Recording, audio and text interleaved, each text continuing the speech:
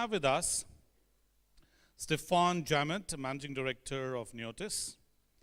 Stephane, it's lovely to host you again and being part of QAI event and conference. Stephane is going to talk about, do companies really want to play Russian Roulette with user experience? Now, if you don't know what Russian Roulette is, then Stephane will do the introduction. Or shall we do a real demonstration rather? No, you didn't bring a revolver with you. Okay. So just to give you a brief introduction, Stephane is currently Managing Director, as I said. He's a leading provider, Neotys, a leading provider of performance testing and monitoring tools. You must have seen the sponsor stall outside and had opportunity to interact with his team. He comes with 20 years of international sales and marketing experience, taking innovative solutions to market. He started his career in software industry in the Silicon Valley itself, managing market research team of Portal software acquired by Oracle, and is and has been through various industries, Telecom Management BU. He joined Neotys 2005 and is accountable for worldwide sales and business development. He's passionate about technology innovation, is focused on delivering value to customer. And as Managing Director, Stephane plays a leading role in developing and structuring Neotys to effectively respond to market opportunities. So we'd love to hear from you, Stephane, about companies wanting to play Russian Roulette. Over to you. The timer will help you keep a tab. Thank you. Much.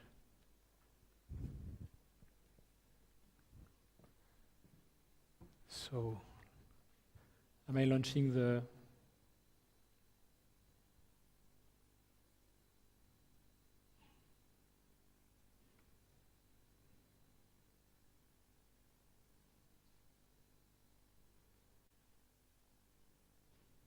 Thank you for warming up the audience. I will try to keep the pace through my presentation.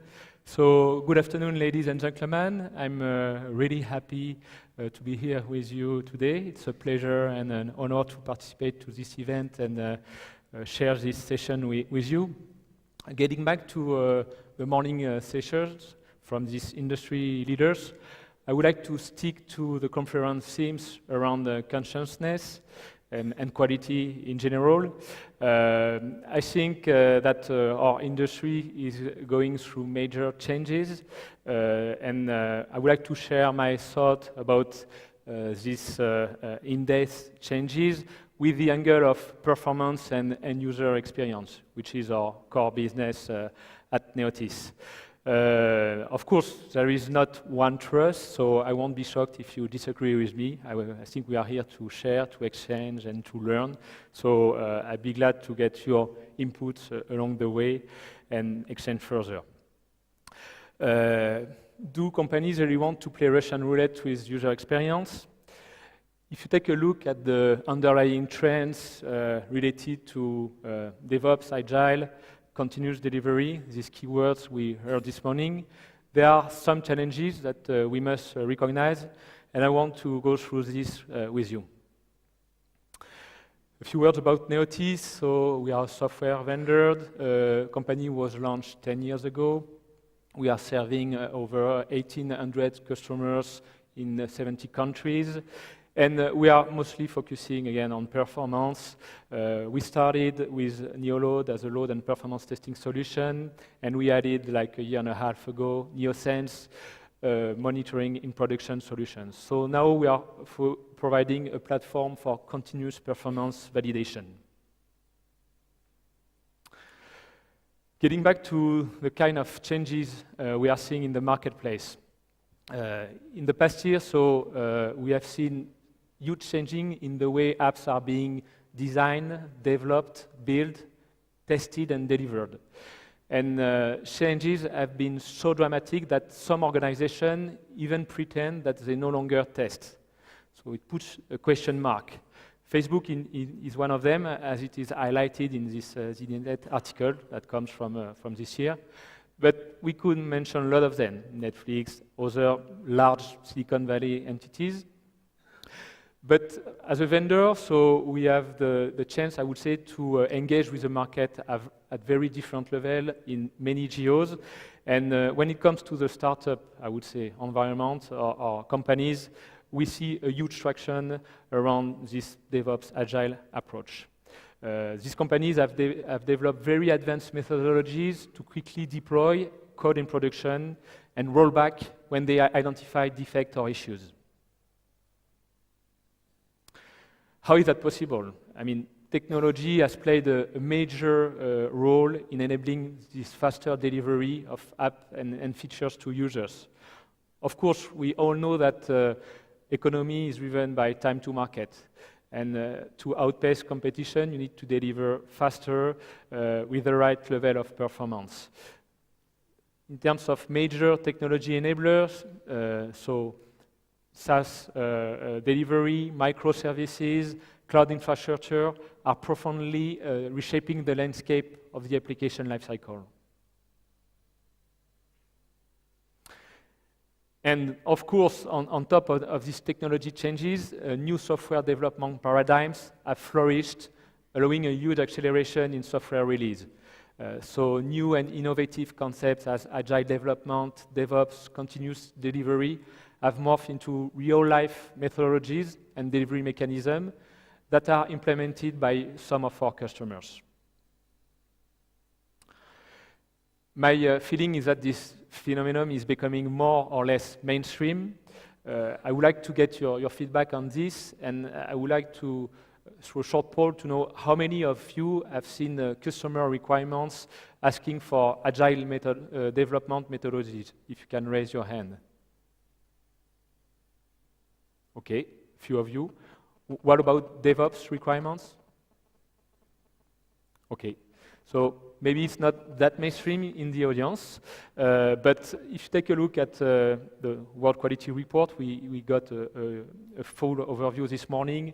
Our Gartner report, they both confirm that beyond the early adopters in Silicon Valley or among startups, agile development methodology and DevOps principles are deployed throughout more mature organizations.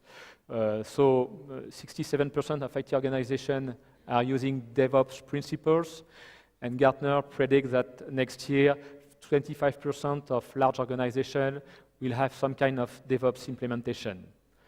So I think that as an industry, we must acknowledge these changes and embrace them. This is the right time to do so.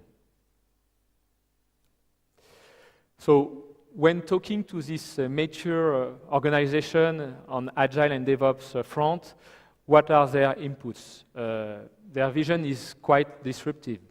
They mentioned that they pursue continuous delivery to reduce the scope of each deployment to deploy more often. It means that they have no or almost less or almost no time to test the performance throughout the delivery. Application performance is mostly handled into production through monitoring. And when problems occur, they roll back, solve the issue, and release again. Quite disruptive. So if we go one step further, I think this is also the right time to ask yourself, is this the end of performance testing? What do you think about that? For those who think that this is the end, please raise your hand. Not a single one. Okay. We are in an agreement. But still, I will get back to the change and challenges that we are facing. I think that performance is becoming, of course, even more critical. And performance testing is not dead for sure. But application performance has gone beyond a pure quality issue. It has become a business issue as well. Meaning we can raise the awareness of quality and performance among business and management stakeholders within our customers. Because we know that performance matters. I mean, there are plenty of metrics, of KPIs, highlighting the fact that when load time is degrading, conversion rate, or when the load time is decreasing, conversion rate is increasing. We know that revenues are related also to the performance. We all remember what happened last year for Best Buy, who had an hour and a half crash at the worst time of the Black Friday due to mobile spike usage. I mean, and it's happening again and again. This year, Currys, who is a leading electronic retailer in the UK, break online record of orders up by 3,000%, 1,000% increase in hourly unique visitors, while its competitors, direct competitors, Argos and Tesco were struggling. So they made the difference and they get the reward. Large revenues are at stake, of course. And bad user experience comes at a price that can be very significant. Now customers can switch from one vendor to another at the speed of light. They have very high expectations, so it is a scary situation. And beyond pure revenue loss for these retail or e-commerce companies, brand value is at stake, customer acquisition and retention. But when it comes to internal application, employee productivity and motivation is impacted. And again, we are living in a very competitive marketplace, so we have to be the best at what we are doing, and management is taking notice of these trends. If we take a look at QA investment, again, highlighting the World Quality Report, so we've seen this huge increase in QA-related spending. I don't know if this, percentage are a true one, but I really believe that the trend is here, and I really believe that performance has become a strategic domain within this context because of the complexity of the discipline and because of the impact of performance and user experience on the business itself. And getting back to Facebook, and the way they release features and applications, when you take a closer look, it appears that Facebook do test performance. They do it on main features and release, so they go through regular QA practice. But it is true also that they have testers, developers involved in the process. So I think performance testing is not disappearing per se, but I think it is morphing in a different practice as performance engineering. I think that the scope is broadening in two dimensions. The scope of the practice and the importance of the role. Taking a look at the scope of the practice itself.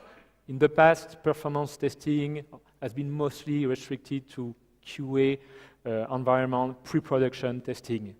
Now we see a broader and larger, more global continuous process that starts from the design of the application through the whole life cycle, including dev, QA, and production. So really spans across the entire application life cycle. And in terms of responsibilities also, I think performance has raised in terms of awareness, and now it becomes everyone's responsibility. All stakeholders, from the business to the product management, QA team, developers, of course, operations, have a stake in performance. That being said, I think the performance engineer should remain the performance gatekeeper or owner, and should ensure that all stakeholders are aligned, working in the same direction, and at least at the end of the process, take ownership of this responsibility. Of course, the challenges are numerous in this new environment, because there is a huge pressure to test faster. The user expectations are even higher, so you have to manage constant updates and new features.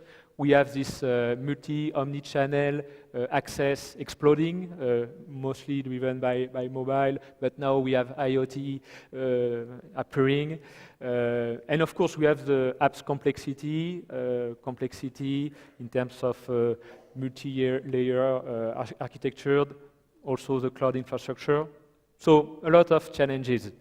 And we do think that the best way to ensure the proper performance and user experience is through continuous performance validation.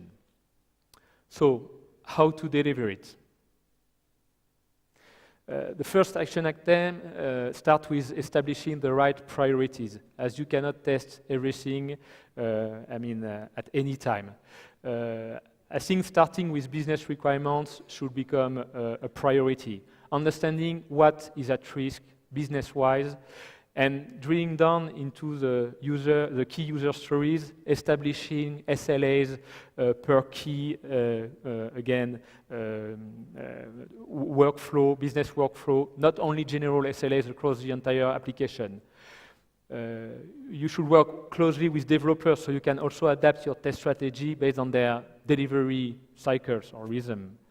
Identifying the key component of the architecture is also a definite prerequisite, so then you can cover the risk with the assembled application at the end of the process. What has been growing as a demand and as a practice is component and API testing, meaning testing the app the component when the app is not assembled yet or has no graphical user interface. That means working really closely with development team and leveraging automation through integration with continuous integration servers to perform nightly tests like smoke tests or performance regression tests, so you can identify the bottleneck at the web service or microservice or component level as early as possible. Then you can see the performance trends across the latest builds and dig into details when required in order to isolate the root cause. That's really a way to manage performance issues very early in the cycle and to avoid this late, issue management. Of course, in the regular cycle, you go to pre-production testing. So here, this is when the application is assembled, and this is the regular way of delivering performance testing in a pre-prod environment. So key focus here should be on the realism of the test, being able to simulate the key user path, the one that you have identified in the design phase as critical user path for the business.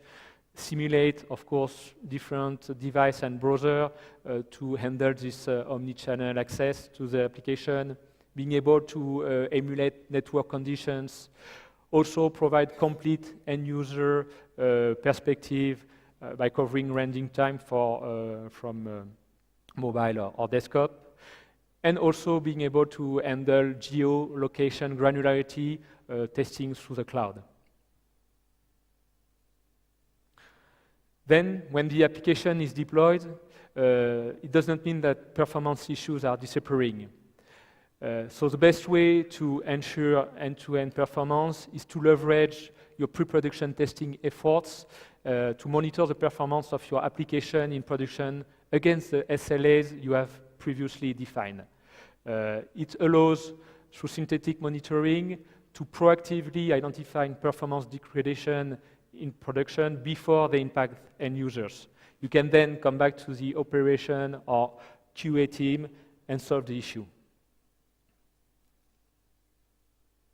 At the end of the day, you are able to deliver faster performance of applications, better user experience, of course, quicker time to market, and easier interaction across all departments and stakeholders. Talking about challenges, there are many opportunities associated to these trends. First one is for the performance testers to morph into this performance engineering, I would say, practice. Of course, performance validation will drive a lot of new investments. And this is a true opportunity to expand the skills of the performance testers by integrating dev and ops culture. We all know that performance testing cannot be fully automated. So there will remain performance testers, but with a larger scope and additional skills. And for testing providers, I also think this is a true opportunity to leverage this growing demand and this business pressure, but also to differentiate by adding value into the services, because this is a complex discipline, moving very fast, and because there is a lot to be done to fit to this DevOps and Agile process. Overall, at the end of the day, it's a wider scope of activities with greater value, so it should generate additional business.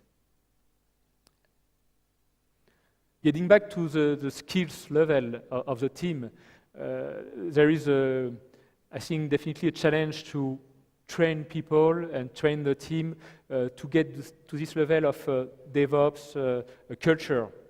Being able to understand code, application architecture, and deployment environments will become a prerequisite. Also being able to propose solutions to improve application performance to architects, developers. Collaborating and communicating within these agile teams will be key as well, with different stakeholders, including the business team. So here it means setting up the right level of communication, using the same vocabulary, and being able to transform business requirements into technical requirements. Key factor of success will be to, in the long term, adapt to these trends. Automation will be a key component of the success. So, I mean, as a technology vendor, we are working hard on this topic to facilitate your life. Expanding skills toward performance engineering will also become very important.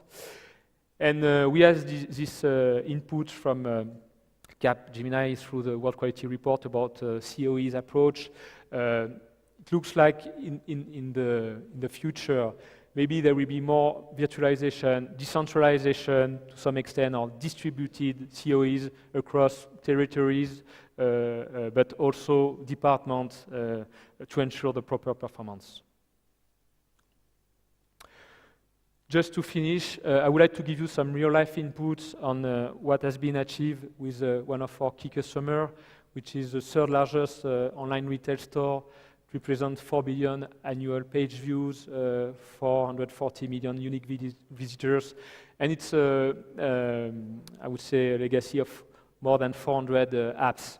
We're looking for new solutions to support its performance and end-user, delivery. The key objectives for change were to reduce complexity, meaning having solutions compatible with hybrid software development lifecycle, waterfall and agile, being able to share the performance validation assets across team and functions, improve the capacity delivery in supporting continuous integration and continuous delivery, being able to support also on and off-premise testing, provide intelligent reporting to decision-making process to enable proper decision-making process, and of course, churning good cost effectiveness. So good news is that the objectives were reached, and you can see all these KPIs going into the right direction in terms of test frequency, test effectiveness, resource efficiency, script maintenance, product validation, and with a very short learning curve. So this is what, as a technology vendor, we've been able to deliver to this tier 1 customer. We are very proud of that. So this is an example of the value we can deliver. I thank you for your time, and I look forward to your questions.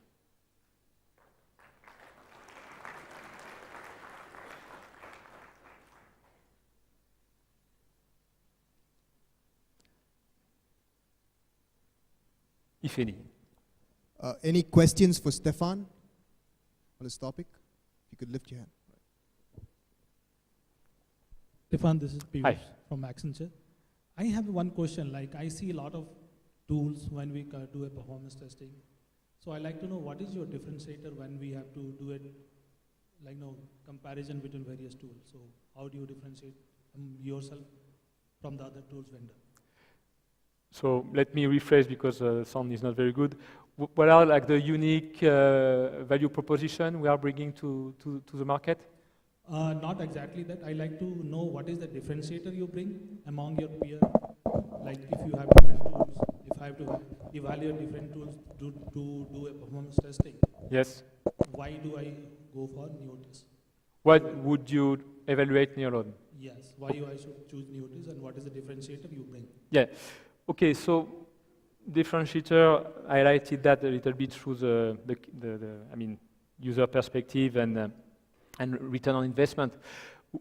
There are several, value proposition. First, and has been from day one, the technology support. We are focusing on web and mobile applications, and we are bringing superior technology to our customers when it comes to supporting the latest technologies. This is a clear differentiator. The second clear differentiator is the productivity and ease of use. All our customers who have switched from legacy solutions to Neolode have experienced huge productivity gain, especially in the scripting part, because our solutions are next generation, they are graphical user interface driven. It means that people are saving 30 to 50% of their time in the scripting phase, which is huge in performance testing. The third component is the quality and efficiency of our support, the responsiveness of our experts. Within the team, we are completely passionate about technology, about performance testing, performance monitoring. So when you have issues, when you are delivering performance testing or performance monitoring, you can rely on us to get the right answer, the right expertise at the right time. And the last one is also the cost effectiveness. The way we are positioned brings strong return on investment and TCOE to our customers. So it's a bundle.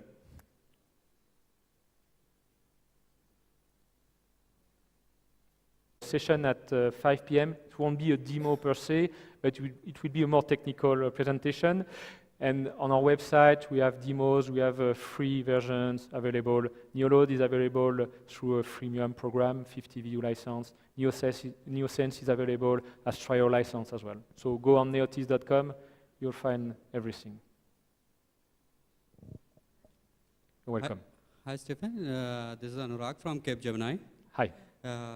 My question is, in one of your slides, performance engineering requires continuous performance validation. So what should be the key point for validation perspective? So I didn't get it. Performance testing, Yeah. Can you repeat? It's a performance testing. Yes. Yeah. So, Like sorry. what should be the key points for performance validation? What we are validating kind of? I'm sorry, I did not get your question. The question is, performance engineering requires continuous performance validation, right? Yes, yes. So Okay. what should be the key point for that? Means for validating performance. Okay, so you relate to the performance validation overall value proposition that we are proposing? That's your question? Yeah, right. Okay. For us, what it does mean is that we were focusing mostly on the pre-prod and shift-left approach, covering performance as early as possible in the cycle, but stopping at when the application will go into production. What we mean by continuous performance validation is being able to reuse the assets that have been built into the performance testing process into production. So you can automatically switch from pre-prod to production and follow the performance or detect the performance issues in production before they appear. So that's the overall vision. I'm not sure if it answers your question, but that's the scope we are addressing now with Neolode and Neosense. Hi, Stephen. My name is Chaitra. I come from EMC Square. And the recent trend is, DevOps been having a Docker and things like that. And they do have a new relic for monitoring and the production, about the performance. So, I'm curious to know that, if you combine, what's your, your thought towards the benefit when you combine DevOps and performance team? Because performance testing is a separate team in many of the organization, and DevOps again, it's a build and integration team which closely works with development and testers. So what do you think is the benefit we are going to get when you have DevOps and performance together? So, of course, DevOps principles are kind of disruptive in terms of the way organization operates and the way department operates. Now we have fragmented departments, development, testers, so we are a room of testers. There are not many developers in the room.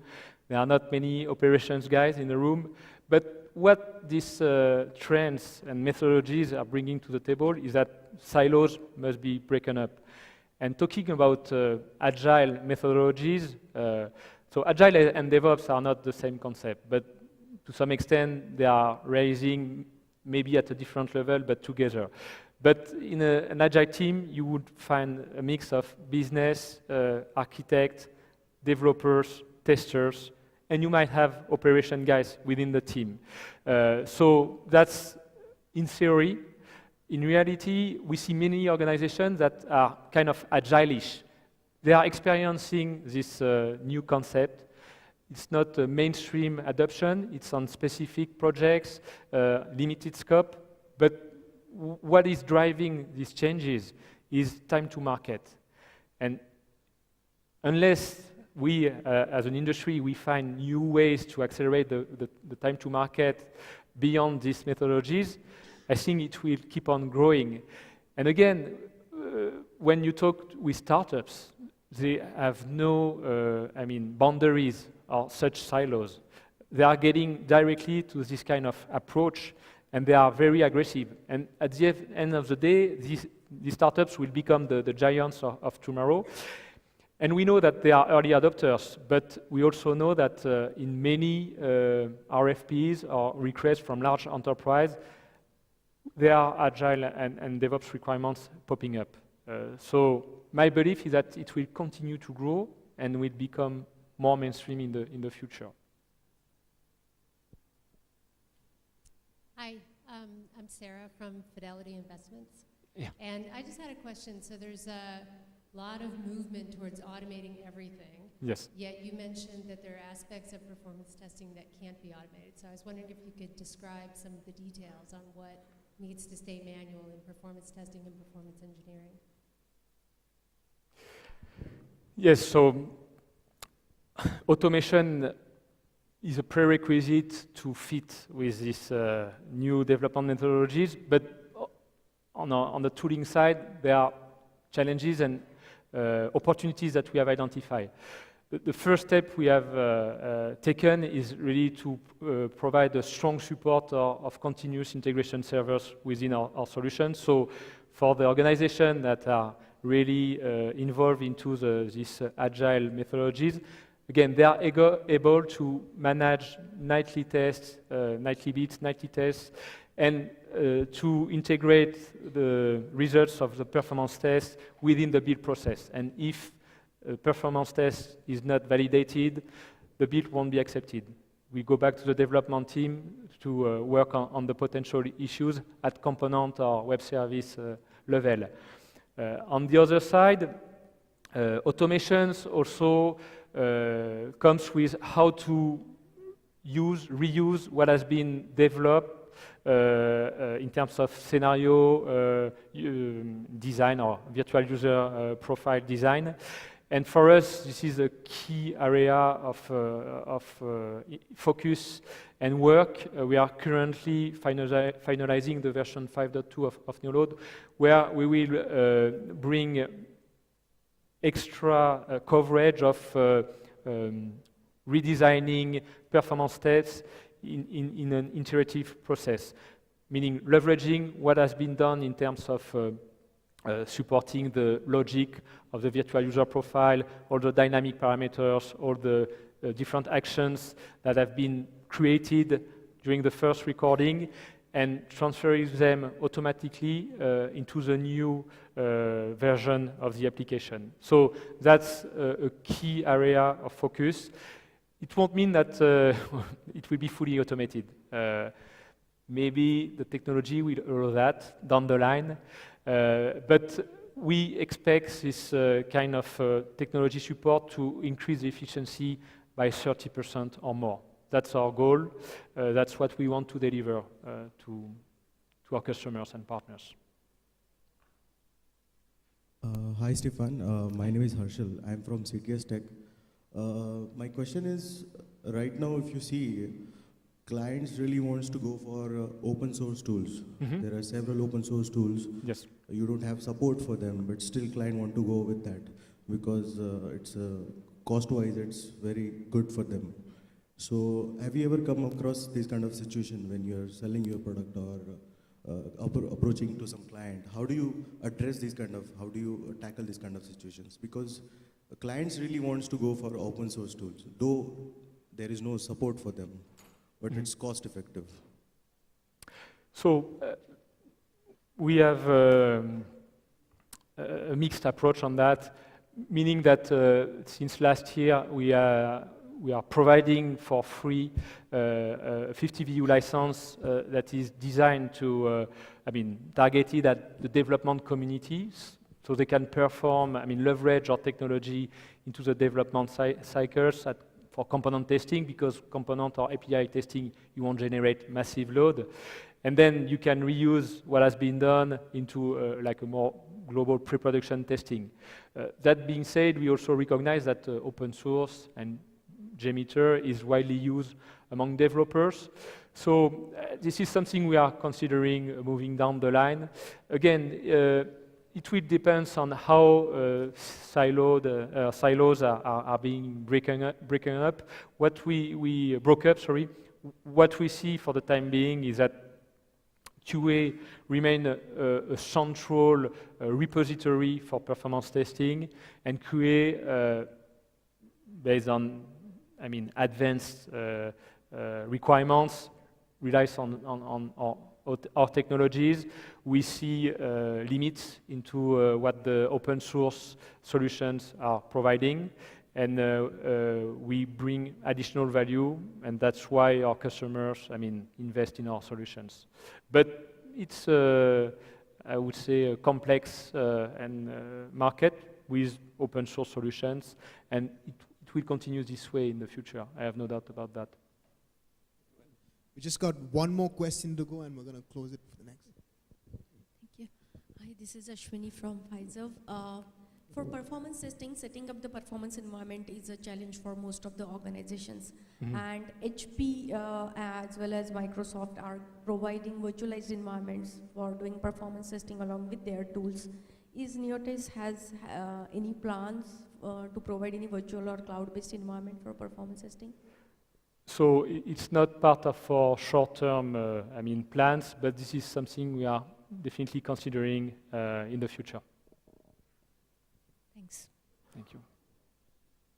All right, folks, for all of you who have more questions, you can get a hold of Stephane during coffee break. But for now, let's give a big round of applause for Stephane for that great presentation. Thank you, Stephane.